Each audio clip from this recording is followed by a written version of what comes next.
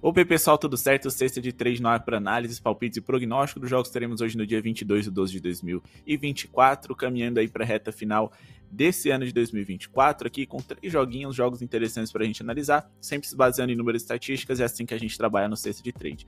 Meta de 150 likes mais uma vez pro vídeo de hoje para a gente trazer vídeos para vocês amanhã, e não se esqueçam de se inscrever no canal, conhecer os nossos links na descrição, o nosso canal de cortes, o nosso grupo gratuito.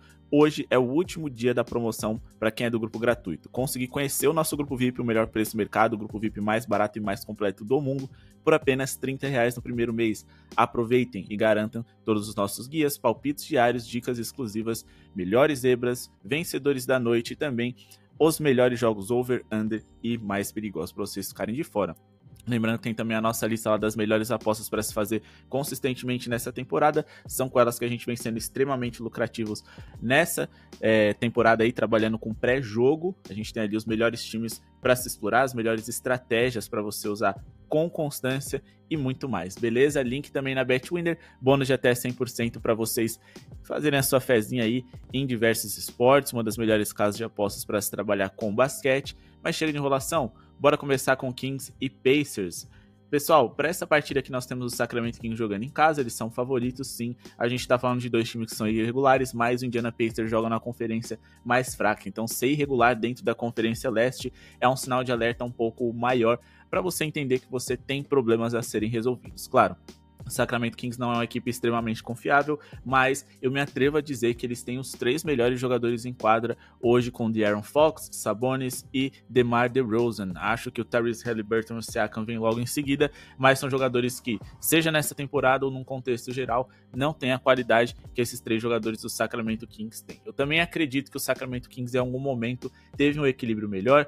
Eles têm um treinador que nesse momento vem funcionando mais por mais tempo e eles jogam dentro de casa, eles são favoritos para essa partida, mas eu decidi pegar essa questão deles serem favoritos com a possibilidade interessante deles produzirem bem. Então, além deles serem favoritos para vencer, eu gostar dessa audiência 74, eu também acredito que eles possam pontuar bem. Então, além da vitória, fica aqui como possibilidade a chance deles pontuarem bem, mais de 116,5 pontos para essa partida a favor dos Kings. Essa linha dá para vocês pegarem aqui em torno de 112,5 pontos, pagando esse mesmo 57 no ao vivo, tenho certeza. Mas eles têm ferramentas suficientes para poder ferir os seus rivais. O Sacramento Kings nos últimos 4 jogos contra o Indiana Pacers, eles marcaram 123,8 pontos, mesmo sem jogar a prorrogação, conseguindo superar essa marca em 75% das partidas, pelo menos essa marca que buscamos para hoje. O Indiana Pacers nos últimos 16 jogos como visitante, ou seja, todos os jogos como visitante nessa temporada, sofreram 117,8 pontos de média, e eles respeitaram muito o tipo de adversário que eles tiveram. Se eles enfrentaram um ataque ruim, aí eles sofreram um pouco, como o Orlando Magic, o Brooklyn Nets, que em algum momento já foi um ataque interessante, mas num geral um ataque duro e com dificuldades. Hornets, Philadelphia aqui que jogou metade do jogo sem o Embiid, e Detroit Pistons, o único ataque que eles conseguiram manter abaixo dos 116,5 pontos e que tinha muita qualidade foi no caso aqui o Phoenix Suns.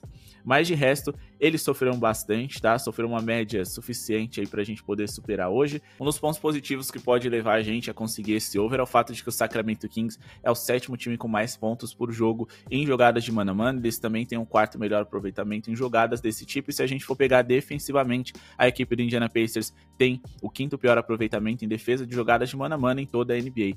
Quando a gente fala aqui de aspectos mais gerais do jogo, vamos observar aqui a média de pontos do Sacramento Kings, que é uma das 10 melhores da NBA, 115,5 pontos por jogo, mas não é todo dia que eles enfrentam uma defesa tão ruim como a do Indiana. Os Pacers também são dos 10 times que mais levam os rivais à linha de lance livre por jogo em toda a NBA, o que pode trazer alguns pontos fáceis pra gente.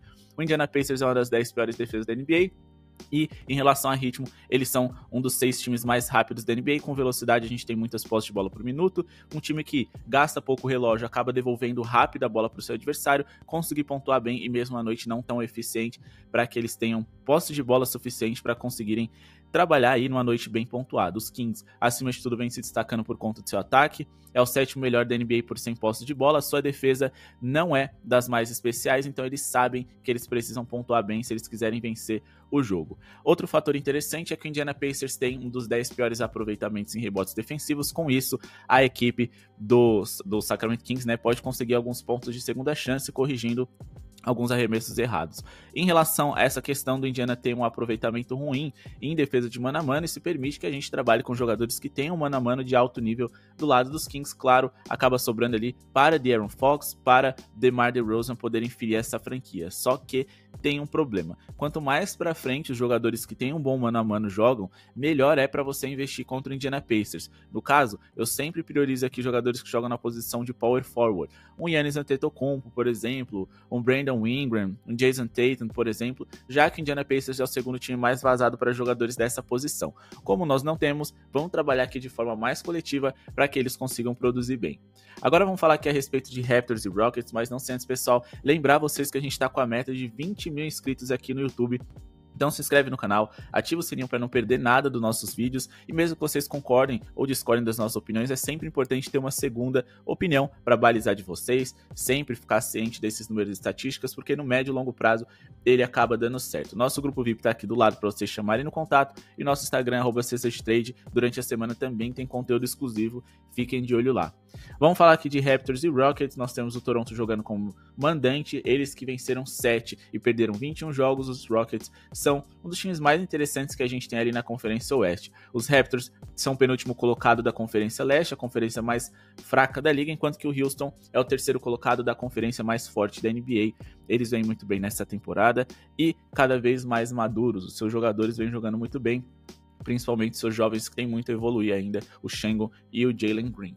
Bom, eu acredito aqui na vitória dos Rockets, mesmo eles jogando como visitante, tentando pegar no ao vivo ali uma vitória, pagando algo em torno de 1,50, acho que é possível. Como eles não estão jogando na casa deles, a gente pode ver o Toronto Raptors incomodar pelo menos um pouco, mas caso vocês não tenham como trabalhar no ao vivo, tentem pegar aqui mod em torno de 1,50, handicap de menos 4,5, ou seja, eles têm que vencer por 5 de vantagem ou mais. O Houston Rockets, nos últimos 9 jogos que fizeram, eles venceram 6 partidas e perderam 3. Dessas vitórias, eles cobriram esse handicap contra os Clippers, contra os Pelicans, contra o Philadelphia 76ers e também contra o Minnesota Timberwolves. Eles perderam de quem eles deveriam perder, no caso, o Golden State Warriors, Kings e OKC, que são times muito competitivos, diferente desse Toronto Raptors, que é um time bem ruim.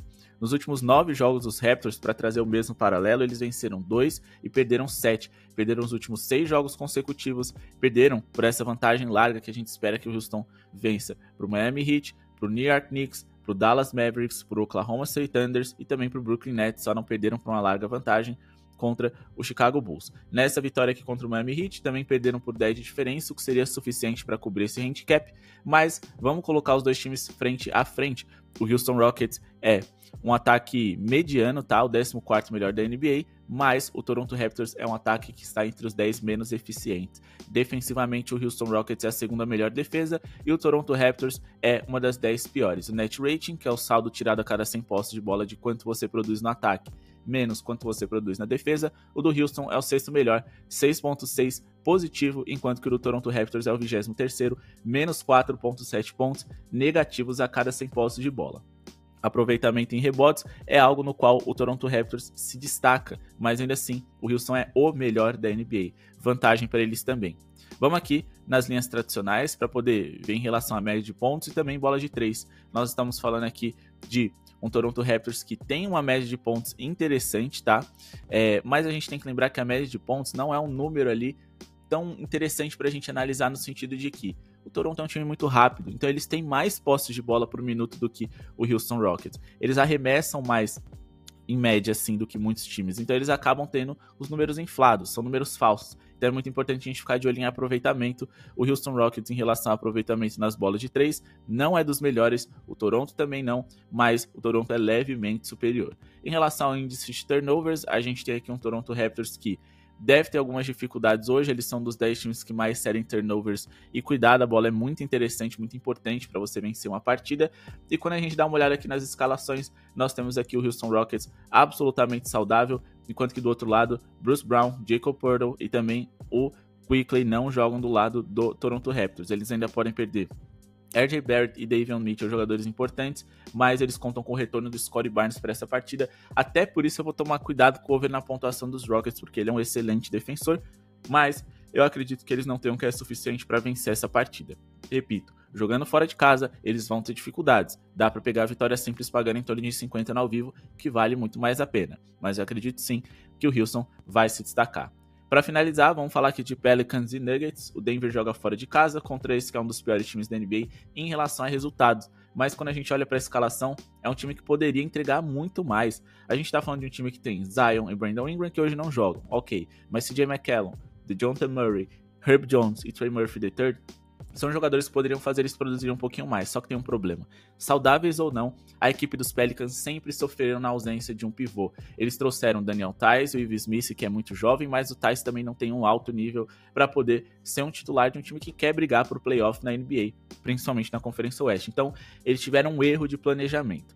Aqui nós vamos trabalhar com o óbvio, tá? A gente acredita sim na vitória do Denver Nuggets, mas essa odd tá muito baixa, não acho que vale o risco, tá? Principalmente jogando fora de casa. E a gente também não dá para ficar trabalhando aqui no over em pontos do Denver Nuggets sozinho, porque a gente teria que esticar muito essa linha para conseguir uma odd em torno de 1,50. Então aqui nós vamos trabalhar com over em pontos totais, mais de 226,5 pontos totais para essa partida. Por quê?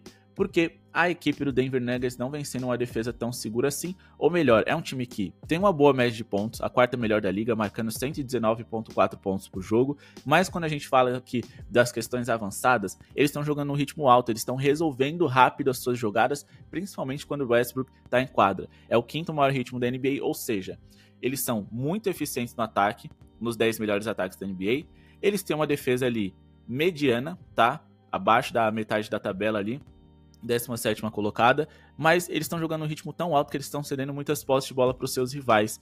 E basta que você seja agressivo para você conseguir machucar esse Denver Nuggets. Já que o Aaron Gordon não vem jogando o mesmo basquete de antes, o Kentavious Caldwell-Pope não faz parte mais do elenco, e quando você consegue ultrapassar a barreira de armadores e atacar o garrafão, o Jokic, ele não tem como ficar, além de não ser um defensor genial, forçando a defesa, fazendo falta, porque aí ele vai perder minutagem. Quando ele tá fora do jogo do Denver, o time não rende, então ele não pode ficar fazendo falta. Ultrapassou ali o backcourt, provavelmente o Denver vai deixar até algumas bolas passarem, na casa do Jokic não vai fazer muita força para se defender. Então, por pior que seja o New Orleans Pelicans, eles podem ajudar nessa pontuação. Se formos observar, nos últimos 10 jogos do Denver Nuggets, a gente teve uma média de 122,3 pontos feitos por eles e 120,1 pontos sofridos. A gente conseguiu ultrapassar essa linha que a gente busca para hoje, mais de 226 pontos, contra o Portland, contra o Denver, contra o Sacramento Kings, Denver no caso é eles, né? Contra o Atlanta Hawks, contra a equipe do Washington Wizards, que nem tem um ataque tão eficiente assim, contra o Cleveland.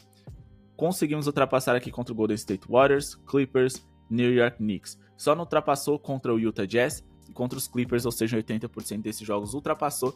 E contra o Jazz ficou ali por apenas 2 pontinhos. É uma tendência forte para os jogos do Denver, porque mesmo enfrentando rivais fracos, como Blazers, Washington Wizards e Utah Jazz, a média deles conseguiu ser extremamente alta. Em relação a pontos feitos, mas em relação a pontos sofridos também. Estamos falando aqui de uma equipe do Pelicans que no garrafão sofre bastante, é um dos 10 times mais vazados para pivôs em toda a NBA. Vamos dar uma olhada aqui certinho, né? Eles sofrem um dos maiores números para jogadores dessa posição, colocando aqui, atualizando para essa temporada. Eles são dos 10 times mais vazados para pivôs na liga, o time que mais cede rebotes, então olho em uma noite brilhante do Jokic, que pode produzir muito bem aqui e ajudar essa linha a ser puxada para cima, beleza?